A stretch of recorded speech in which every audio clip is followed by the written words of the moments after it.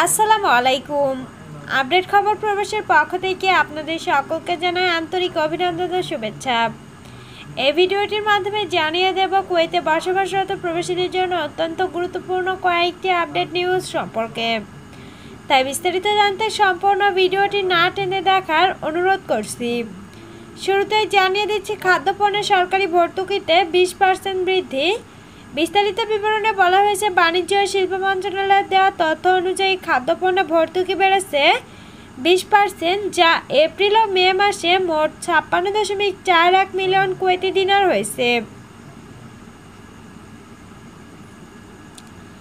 যানবাহনের রং পরিবর্তনের ট্রাফিক বিভাগের অনুমতি বাধ্যতামূলক নিয়ম। কুয়েতের গাড়ি রং পরিবর্তন করতে চাইলে ট্রাফিক বিভাগ থেকে আনুষ্ঠানিক অনুমতি নিতে হবে, তা না হলে জরিমানা ও আইনি ব্যবস্থা অনুসরণ করতে হতে পারে। এবারে জানিয়ে দিচ্ছি প্রখ্যাত অভিনেতা মোহাম্মদ আল মুনায়েমের মৃত্যু। সিনে ও নাটক জগতের 6 দশকের দীর্ঘ ক্যারিয়ারে সুপরিচিত অভিনেতা মোহাম্মদ আল মুনায়েমের মৃত্যুতে তথ্য ও সংস্কৃতি মন্ত্রণালয় থেকে শোক প্রকাশ করেছে। এবারে জানিয়ে দিচ্ছি কুয়েতে মিশরীয় ডাক্তারের বিরুদ্ধে যৌন হয়রানির অভিযোগ। বিস্তারিত বিবরণে বলা হয়েছে যে যৌন হয়রানির অভিযোগে কুয়েতে মিশরীয় ডাক্তারের 7 বছরের সশ্রম কারাদণ্ডের পর কুয়েত থেকে সফর করার নির্দেশ। একজন রোগীকে অ্যানেস্থেসিয়াতে ঘুমন্ত অবস্থায় হয়রানির অভিযোগে দোষী সাব্যস্ত করা হয়েছে এই মিশরীয় ডাক্তারকে। মামলার তদন্ত থেকে জানা যায় ডাক্তার অপারেশন রুমে যৌন হয়রানি করেছিলেন। এবারে জানিয়ে দিচ্ছি কুয়েতের দোহা বন্দরে বিপুল পরিমাণ মাদক পাচারের চালান বানচাল করে দিয়েছে কাস্টমস কর্মকর্তারা।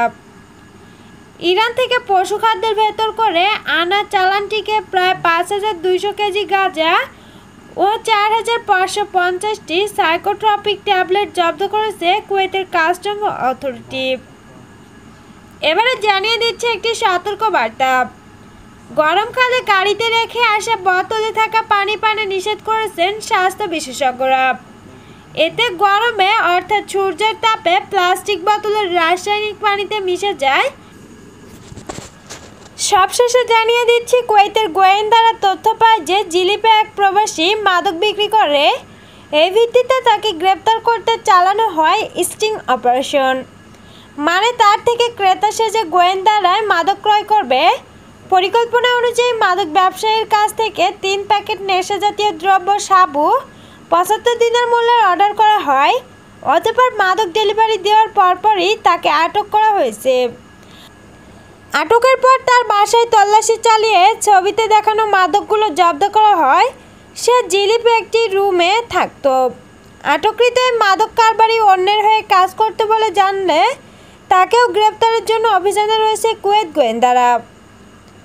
সম্মানিত ভিউয়ার্স, এই ছিল আমার চ্যানেলের সর্বশেষ আপডেট। পরবর্তী আপডেট ভিডিও পেতে আমাদের চ্যানেলটির সঙ্গেই থাকুন। আর যারা পূর্বেই সাবস্ক্রাইব করেছেন তাদেরকে অসংখ্য ধন্যবাদ।